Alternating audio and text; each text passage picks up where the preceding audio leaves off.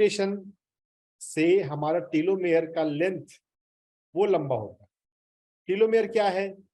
Telomere हर एक chromosome का last part है जो उसकी प्रोटेक्शन के लिए होता है, और हर एक सेल डिवीजन के साथ वो थोड़ा थोड़ा 10,000 बेस पेयर लेंथ है जब जब जन्म हुआ तब, और वो थोड़ा थोड़ा इरोड होता रहता है। एवरेज ह्यूमन स्पैन जो है वो 70 साल से 80 साल का हमारे मेडिकल में पाया गया है। इंडिया की एवरेज एज जो है 70 ईयर्स है डेटा के अनुसार।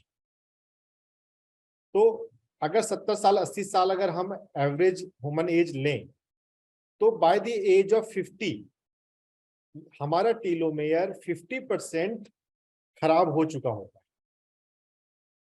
और टीलोमेयर जितना छोटा होता है, हमारे बीमार होने की संभावना उतनी बढ़ जाती है। 2009 में नोबेल प्राइज मिला टीलोमेयर और टीलोमेरेज, टीलोमेयर पे जो एंजाइम होते हैं टीलोमेरेज, जहां भी एंजाइम आता है ना उसमें एज होता है। लिपिड को डाइजेस्ट करने वाला एंजाइम लाइपेज, प्रोटीन को डाइजेस्ट करने वाला एंजाइम प्रोटीएज। तो टीलोमेयर में डाइजेस्ट नहीं करता है, लेकिन वहां पे प्रोसेसिंग के लिए टीलोमेरेज। तो टीलोमेयर पे और टीलोमेरेज एंजाइम पर जो काम हुआ कि वो कैसे छोटा होता है, किन किन चीजों से पाया गया है। एलिजाबेथ ब्लैकबर्न जो नोबेल लॉरेट है 2009 की, उनके रिसर्च वर्क में और कई सारे साइंटिस्ट ने रिसर्च किया है। अब नोबेल प्राइज जिस टॉपिक पे मिल गया तो वो तो ऐसे भी बहुत हॉट टॉपिक है, बहुत जेनेटिक्स में, हेरिडिटी डिजीज को मैनेज करने में और बाकी एंटी एजिंग को समझने में। एंटी एजिंग पे बहुत रिसर्च हो रहे हैं, क्योंकि हम सभी चाहते हैं कि ये लाइफ लंबी हो, है ना। सभी एफ्लुएंट पीपल चाहते हैं कि वो अधिक प्रोडक्टिव ईयर्स उनका हो। तो सुपर रिच अल्ट्रा रिच जो है वो कितना भी पैसा खर्च करने को तैयार हैं अगर उनकी एजिंग को स्लो डाउन किया जा सकता है तो रिसर्च हो रहे हैं। तो एजिंग का जो रिसर्च है उसमें पता चली है बात कि हमारा टीलोमेयर जो है हर बीमारी में छोटा होता है। जितना टीलोमेयर छोटा हो जाए उतना हमारे और बीमार होने की संभावना बढ़ जाती है। और मेडिटेशन से यह बात जाननी चाहिए कि हमारा जो टीलोमेयर है, जो क्रोमोसोम का एंड पार्ट है, वो लंबा होता है। अगर हम मेडिटेशन के दौरान हम डेल्टा स्टेट में पहुंच सकें, डेल्टा स्टेट क्या है उसको समझने के लिए हमें अपने ब्रेन को थोड़ा समझना होगा, ब्रेन के ब्रेन वेव्स को समझना होगा। ये ब्रेन में हमारे जैसे हार्ट का ईसीजी होता है, ईसीजी सभी लोगों ने देखा होगा हॉस्पिटल में, वैसा ब्रेन का ईईजी होता है। जो उसकी जो फ्रीक्वेंसी है, जो वहां पे जो न्यूरल सिग्नल चल रहे हैं उनकी एक फ्रीक्वेंसी है। तो जब हम यहाँ पे जितने लोग हैं सभी के ब्रेन में बीटा ब्रेन वेव की फ्रीक्वेंसी जो है वो एक्टिव है। बीटा ब्रेन वेव, जब भी हमको कोई काम करना है, जब भी हमें कुछ सुनना है समझने के लिए, अगर हमें समझने के लिए नहीं सुनना तो हम आंख बंद करके म्यूजिक को सुन सकते हैं, तब हम अल्फा में जा सकते हैं। अगर हम सुन रहे हैं और हम चाहते हैं कि हम सुने वो हमें समझ में आए, तो हम बीटा में रहेंगे। तो बीटा अवस्था जो है वो हमारी जागृत अवस्था, जब हम मेंटली अलर्ट हैं, खुली आंखों से हैं, तब है। और हमारे लाइफ में जब हम बोलते हैं स्ट्रेस, तनाव, तो ये तनाव जो है ये हाई बीटा स्टेट है।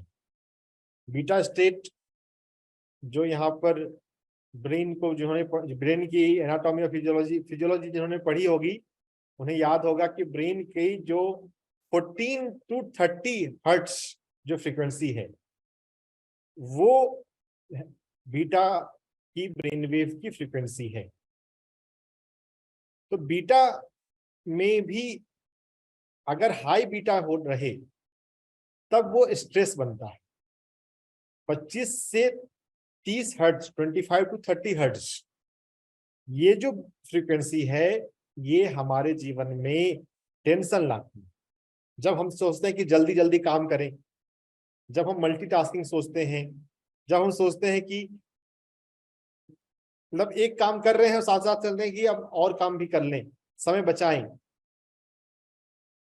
जब हमको लगता है कि अप्रहेंशन आता है कि मैं टाइम पे मेरा काम पूरा होगा कि नहीं होगा, जो काम अगर ठीक पूरा नहीं होगा तो कहीं मुझे डांट ना मिल जाए, घर में किसी बड़े से, स्कूल है, कॉलेज है, कोई इंस्टीट्यूट है तो वहां पे सीनियर से, बॉस से।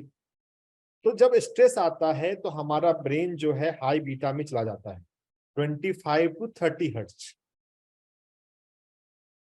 अगर हम अपने लाइफ में हाई बीटा ना आने दें तो हमारी लाइफ से स्ट्रेस जो है कम होना शुरू हो जाएगा। उसके लिए हमें अपने लाइफ में मल्टीटास्किंग नहीं करना चाहिए। एक काम करते समय दूसरे काम को शुरू ना करें। अगर जब जब मजबूरी है तो अलग बात है, उसको पहले निपटा लें फिर दूसरे काम शुरू करें। हमको लगता है कि हम कम समय में ज्यादा काम निपटा लेंगे तो हम स्मार्ट कहलाएंगे। ये मिथ है, भ्रम है, बल्कि हमारे जीवन में तनाव बढ़ता है जब हम सोचते हैं कि कम समय में ज्यादा काम करें। तो ये है बीटा की बात। बीटा के बारे में तो हमें ज्यादा जानने की जरूरत नहीं है क्योंकि सभी तनाव में है, बीटा के को आप एक्सपीरियंस से जानते ही हैं। हमारे जीवन में क्या आए उसको जानने की शुरुआत हम करते हैं अल्फा से। वैसे हमारा जो मेन टॉपिक है आज का वो डेल्टा स्टेट। डेल्टा को हम कैसे अपने जीवन में उतारें वो हमें जानना है। अल्फा से शुरुआत करते हैं। तो 14 टू 30 हर्ट्ज अगर बीटा है तो 7 टू 14 हर्ट्ज, 7 से 14 हर्ट्ज, ये अल्फा ब्रेन वेव की फ्रीक्वेंसी होती है।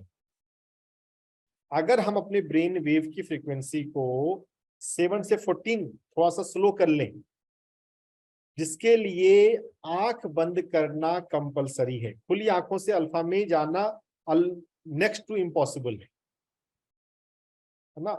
वो बहुत रेयर सिचुएशन में हम हाई योगीज को छोड़ दें जो खुली आंखों से भी ट्रांस में चले जाते हैं तो बात अलग है ना। नहीं, कभी कभी किसी की आंखों को खुला देखें और फिर सोचे कि ये आदमी जाग रहा है कि सो रहा है, तो शायद वो खुली आंखों से अल्फा में पहुंच गया हो सकता है। वो तो भी देखना पड़ेगा, ईजी को मेजर करना पड़ेगा। नहीं तो अल्फा में जाने के लिए हमें रिलैक्स होना होता है। तो रिलैक्स का आर्ट अगर हम सीख लें तो हमारे जीवन में तनाव जो है वो खत्म हो जाएगा। देखिए, मैं दो बातें बोल रहा हूं। बीटा, हाई बीटा में अगर हम नहीं जाएं तो तनाव कम हो जाएगा, और अगर हम अल्फा में चले जाएं तो तनाव हमारी लाइफ में खत्म हो जाएगा। तो जो लोग तनाव को अपने जीवन से हटाना चाहते हैं 100%, उनको अल्फा के बारे में अच्छे से सीखना चाहिए। ये हमारा मेन टॉपिक है डेल्टा। अभी हम डेल्टा पे अभी आएंगे, लेकिन डेल्टा को पाने के लिए, डेल्टा में ठहरने के लिए, हम डेल्टा में पहुंचे और फिर तुरंत उतर जाएं, टिके नहीं, तो उसका भी कोई फायदा नहीं है। नहीं, वो सांप सीढ़ी का खेल होता है कि आप ऊपर पहुंच गए, सांप ने काटा, फिर नीचे उतर गए। तो अगर आपके लाइफ में हाई बीटा यानी कि स्ट्रेस होगा तो आप फिर से उतर जाएंगे, अल्फा भी नहीं, अल्फा में ही रहेंगे। जब हमारा मेन मेडिटेशन है डेल्टा स्टेट, वो नहीं टिकेगा। तो ध्यान जब हम अपनाते हैं, और ध्यान में कभी कुछ लोग जो बोलते हैं कि मेरा ध्यान कभी लगता है और कभी नहीं लगता है, तो उनकी बहुत संभावना है कि अभी उनको रिलैक्सेशन सीखने की जरूरत है। अगर हम रिलैक्सेशन ठीक रहेगा, अगर हमारा प्रिपरेशन अच्छा होगा, तब हम डेल्टा में टिक पाएंगे। अगर हम स्कूल में ही ग्रेस मार्क लगा के टीचर प्रमोट कर करके पास कर रहे हो, तब तो कॉलेज में पास करना बहुत चैलेंजिंग बन जाएगा। स्कूल में अगर ठीक से पढ़ाई करी हो, तब कॉलेज में आप ठीक से पढ़ सकते हैं, नहीं तो बीच में ही पढ़ाई छूट जाएगी।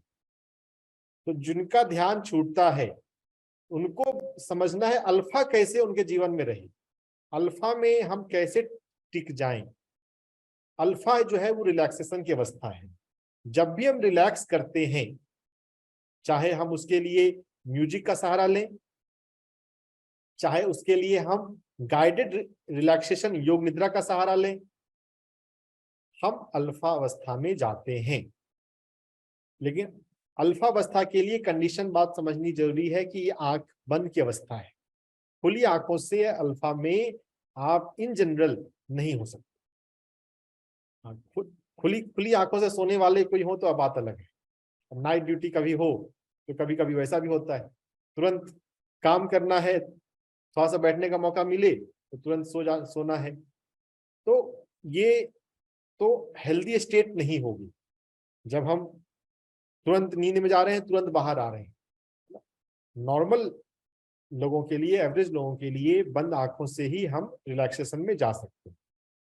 तो हमें रिलैक्सेशन का आर्ट पहले आना चाहिए, तब हम अपने जीवन में जो आगे आने वाला है डेल्टा की अवस्था, वो प्रॉपर रहेगा, टिकेगा।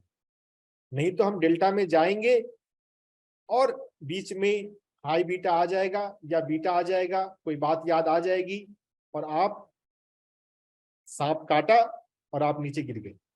बीटा अगर आ गया ध्यान के दौरान, अगर माइंड में आपको कोई विचार आ गया, यानी कि ब्रेन में बीटा ब्रेन वेव उत्पन्न हो गई, बीटा ब्रेन वेव उत्पन्न हो गए तो ध्यान आपका जो प्रॉपर वे में कहे खत्म हो गया।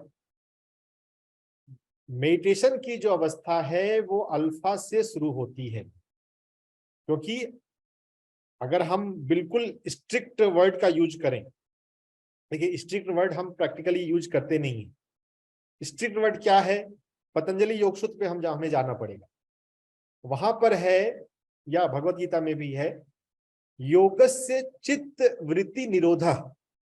जब चित्त की वृत्तियों का निरोध हो जाता है, यानी कि चित्त की वृत्तियां क्या हैं, हमारे माइंड के थॉट वेव्स, सोचना हमारा, जब हमारा सोचना बंद हो जाता है तो वो ध्यान योग की अवस्था है। लेकिन दुनिया में जहां पे ज्यादातर जगह पे जो ध्यान सिखाया जा रहा है, कराया जा रहा है, अगर थोड़ा सा हमें शांति मिल जाती है, थोड़ा सा मन शांत हो जाता है, मन शांत होना मतलब अल्फा स्टेट में पहुंच जाना, तो भी उसको मेडिटेशन कह दिया जाता है।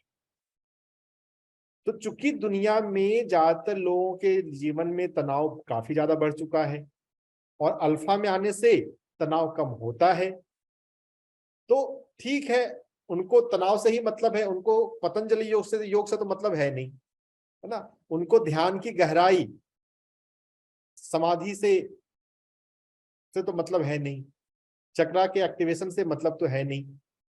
तो ठीक है, उनका पर्पस फुलफिल हुआ, थोड़ी शांति मिली, अच्छा महसूस कर रहे हैं, खुश हो रहे हैं। खुश हमें छोटी छोटी बातों से भी अगर होते हैं तो उसमें कोई बुराई नहीं। लेकिन अगर हम प्रॉपर समझें तो meditation is much deeper concept. जब हमारा ब्रेन डेल्टा स्टेट पे पहुंचता है, तब हम उसको मेडिटेशन बोले, जिसकी फ्रीक्वेंसी है 0 to 4 हर्ट्ज, बीटा है 14 to 30, अल्फा है 7 to 14। ये आपको याद करना जरूरी नहीं है, जिनको थोड़ा मेडिकल में इंटरेस्ट है, बायोलॉजी में इंटरेस्ट है, वो याद कर सकते हैं। हमें इसका प्रैक्टिकल एस्पेक्ट पे ध्यान रखना है, जिसका मैं अभी आपको प्रैक्टिकल करवाऊंगा। अल्फा है 7 to 14 और थीटा जो है वो 4 to 7 है, कहीं कहीं पे 4 to 8 भी लिखा होता है ना। देखिए, जो हमारी बॉडी में जो फिजियोलॉजिकल पैरामीटर होते हैं वो एक रेंज में होते हैं।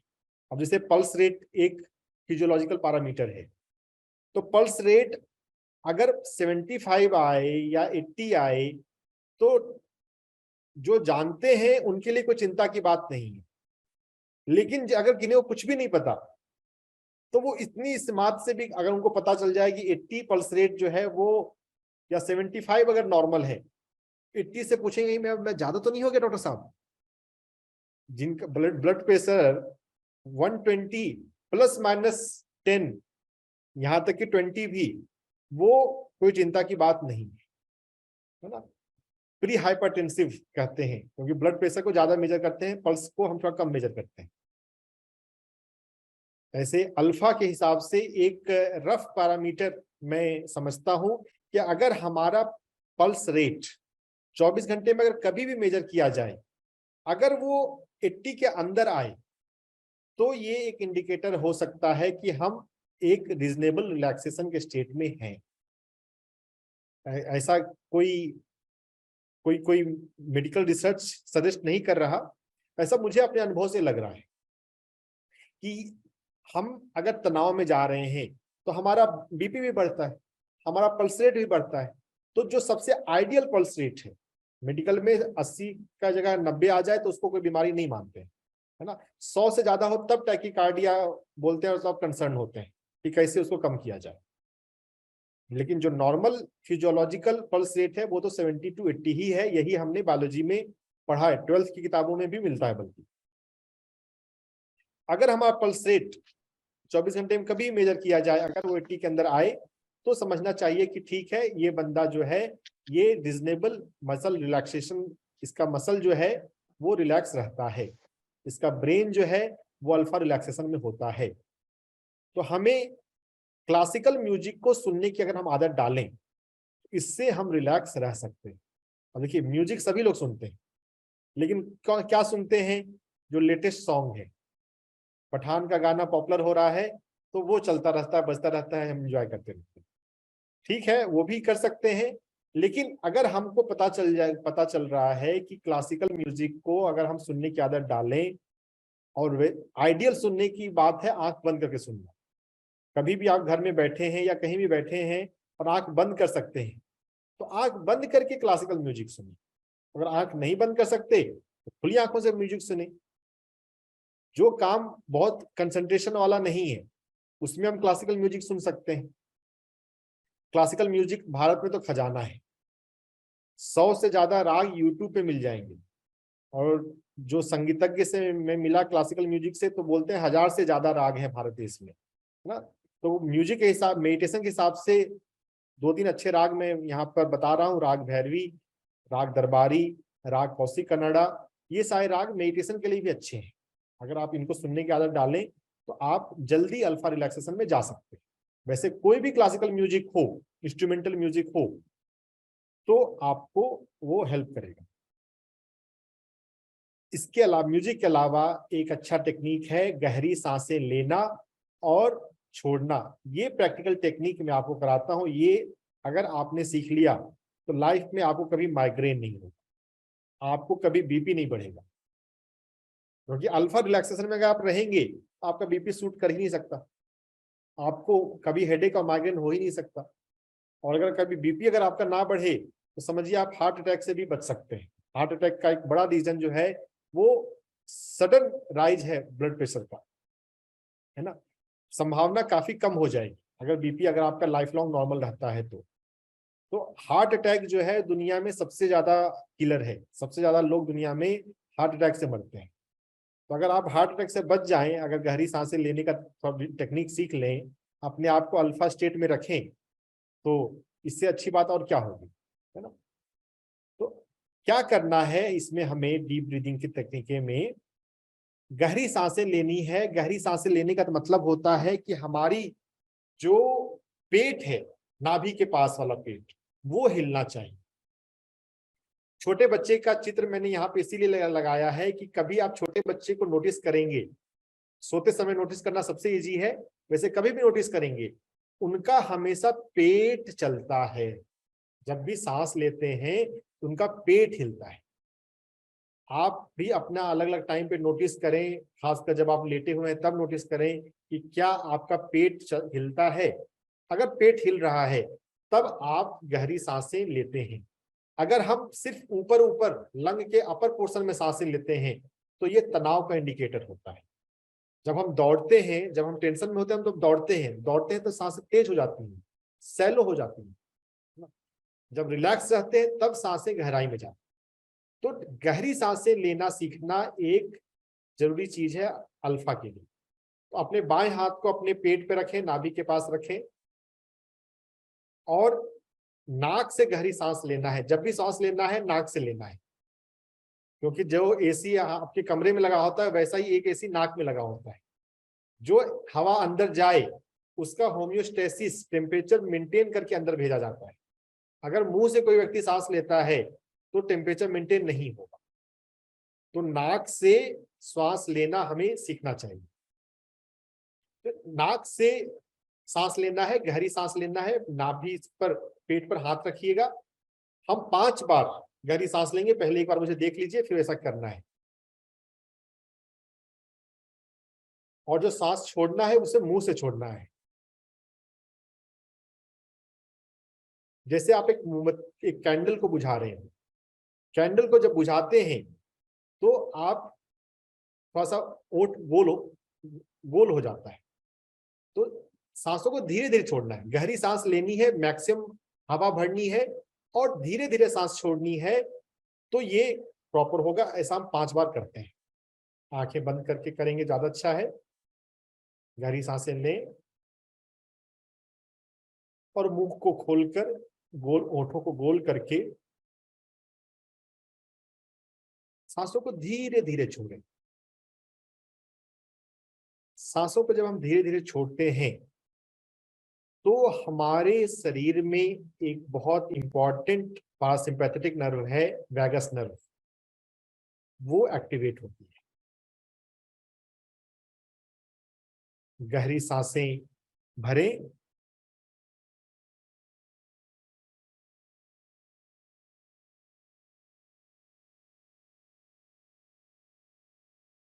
और धीरे धीरे मुंह से श्वास छोड़ें।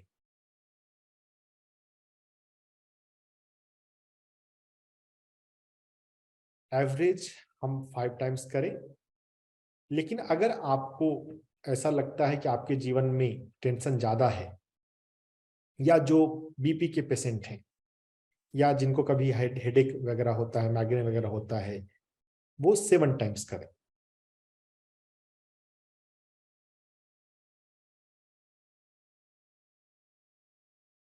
डीप ब्रीदिंग इन,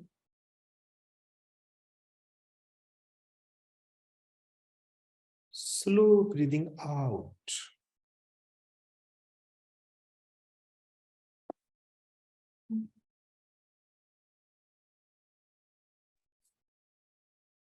गहरी सांस अंदर और धीरे धीरे श्वास बाहर। 5 to 7 टाइम्स करने के बाद आप नॉर्मल ब्रीदिंग पर आ जाएं, लेकिन आंख बंद किए बैठे रहें।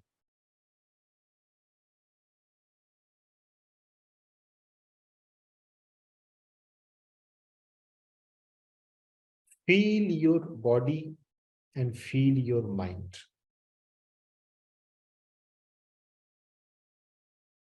How you are feeling on the mind plane.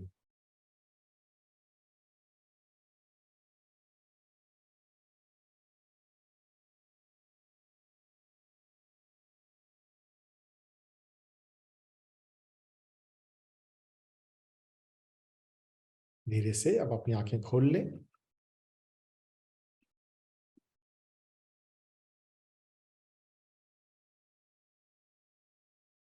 और बताएं कैसा लग रहा है। अगर आपको पीसफुल लग रहा है तो चैट में आप पी टाइप कर दें, पी फॉर पीस, अगर आपको पीसफुल लगा हो, है ना।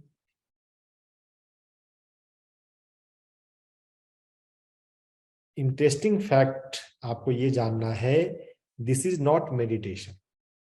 अभी हम मेडिटेशन में अभी हम इंटर नहीं किए हैं। This is alpha state of relaxation. जब हमने गहरी सांसें ली और छोड़ी तो हमारे बॉडी में वैगस नर्व, जो एक पैरासिम्पैथेटिक नर्वस सिस्टम है, का नर्वस सिस्टम का पार्ट है, वो एक्टिवेट होता है। वैगस नर्व को एक्टिवेट करने के और भी कई तरीके हैं, अभी हम सिर्फ एक पॉइंट तरीके को सीखते हैं।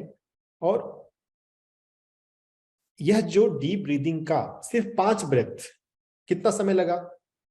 जस्ट 2 मिनट, है ना।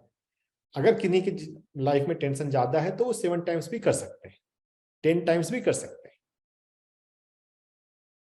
अगर दिन में हम इसको 3 बार 5 बार अगर प्रैक्टिस कर लें तो जो भी बीपी के पेशेंट होंगे 1 महीने से 3 महीने में वो पाएंगे कि उनकी डोज उनको कम, आटा लाना होगा शायद, उनको बीपी का टैबलेट का जो डोज है वो कम करना ही पड़ेगा।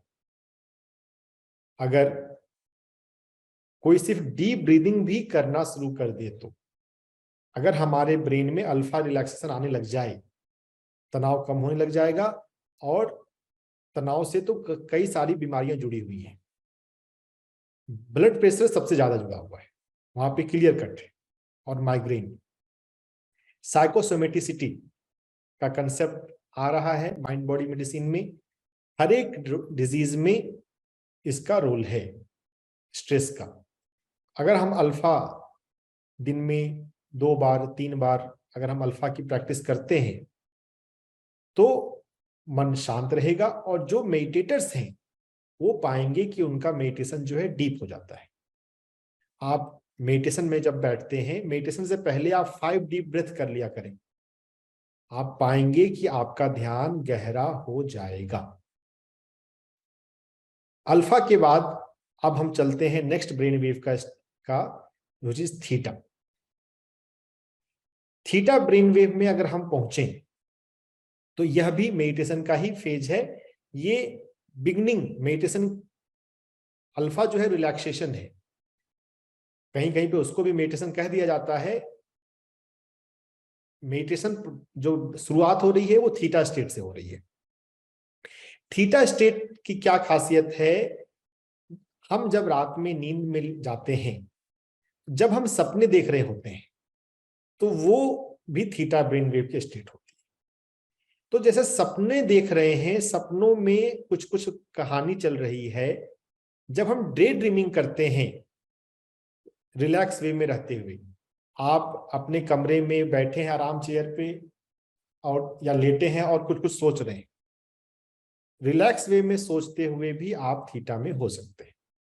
हिप्नोसिस के जो प्रयोग होते हैं, है ना, हिप्नोसिस में जब सजेशन के कमांड दिए जाते हैं, अगर सब्जेक्ट अगर थीटा स्टेट में हो तो वो कमांड को श्योर शॉर्ट अपने लाइफ में उसको फॉलो करेगा। थीटा स्टेट में हमारा ब्रेन, हमारा माइंड हाईली सजेस्टेबल होता है। थीटा स्टेट में हमारी लाइफ में इंट्यूशन बढ़ जाते हैं। इंट्यूशन बहुत लोग समझते होंगे सिक्स्थ सेंस। कभी भी कोई भी सिचुएशन में कोई नया प्रॉब्लम आपकी लाइफ में आ गया हो, उसको कैसे सॉल्व करें, अगर उस समय कोई कोई सिक्स्थ सेंस आपको क्लिक कर जाए तो आप पाएंगे कि इंट्यूशन से जो भी हम लाइफ में डिसीजन लेते हैं वो हमेशा सही उतरता है। ये एक स्पिरिचुअल अंडरस्टैंडिंग है, करके देखिएगा। लेकिन तो थीटा में हम कैसे जाएं, इसके लिए मैं छोटा आपको एक्सरसाइज करवाता हूं। क्या करना है, थीटा का एसोसिएशन हमारी मेमोरी से है, हमारी स्ट्रॉन्ग मेमोरी से। तो अल्फा में जाने के लिए हमने 5 डीप ब्रेथ किया था, हम फिर से 5 डीप ब्रेथ करेंगे। और मैं आपको मेमोरी से रिलेटेड कुछ करवाऊंगा, उसी टाइम करवाऊंगा। हम ब्रीफली हम थीटा के फेज में जाएंगे। Let's begin. आंखें बंद करके आराम से बैठ जाएं, फिर से 5 गहरी सांस लें और मुंह से श्वास छोड़ें।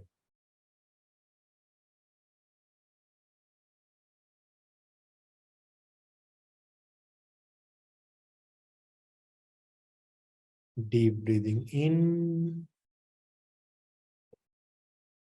and slow breathing out.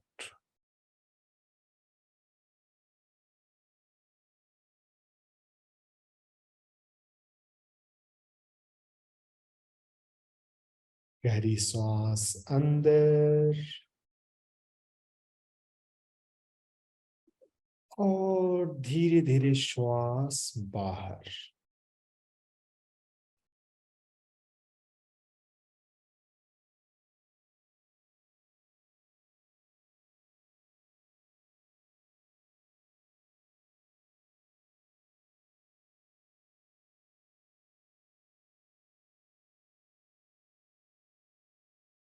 गहरी सांस लेना और और श्वासों को छोड़ना। इसके साथ साथ हम एक कमांड भी जोड़ दें। मैं रिलैक्स हो रहा हूं। I am relaxing. जब श्वास छोड़ रहे हैं, बाहर जाती हुई श्वास के साथ इस रिलैक्सेशन के कमांड को देना है।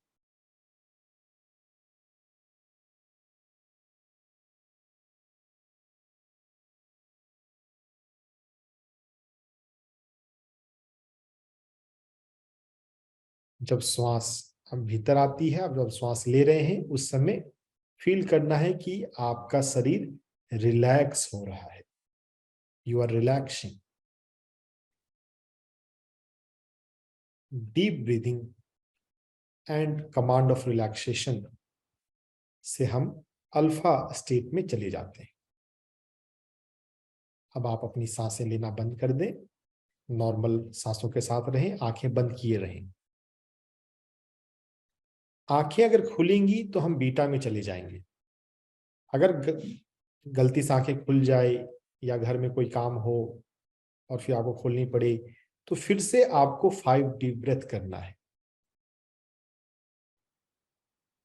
5 डीप ब्रेथ हो गए हो तो नॉर्मल हो जाए। Just relax, relax, relax, relax.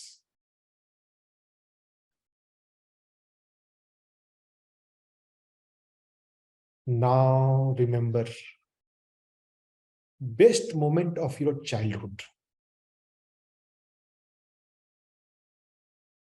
अपने बचपन की सबसे हैप्पी मोमेंट को याद करें।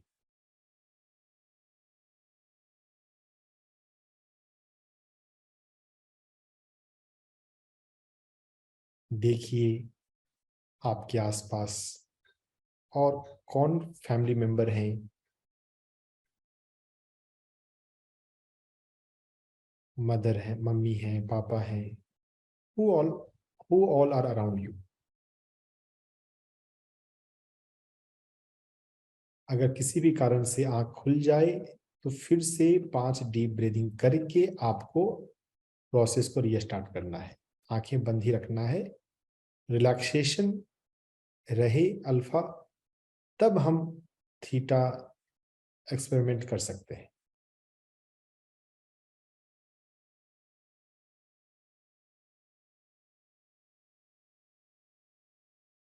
अपने बचपन के सबसे खुशी के क्षण को याद करें। देखें अपने आप को, आप क्या कर रहे हैं। Are you playing?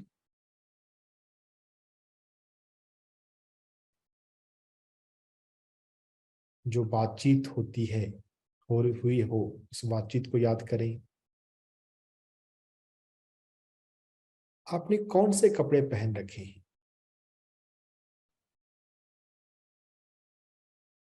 देखिए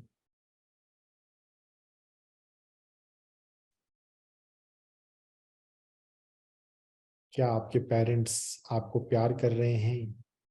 देखिए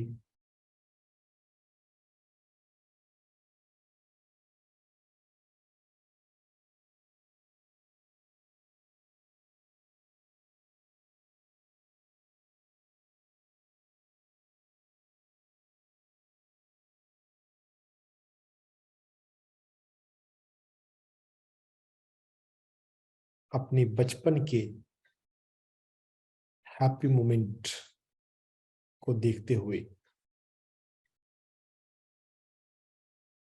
याद रखें, happiness is way of life.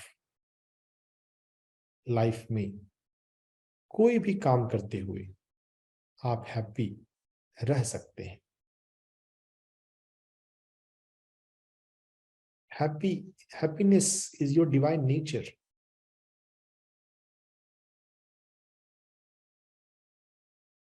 We are just experimenting with theta, so I am bringing you back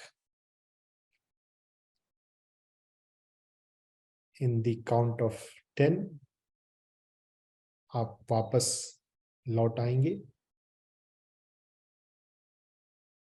1 2 3 4 5 6, become aware of your surrounding। 7 8, पैरों के प्रति अलर्ट हो जाएं। 9 और 10, दोनों हाथों को आंखों पर रखें और आंखें खोल लें। Put your palm on your eyes and open your eyes.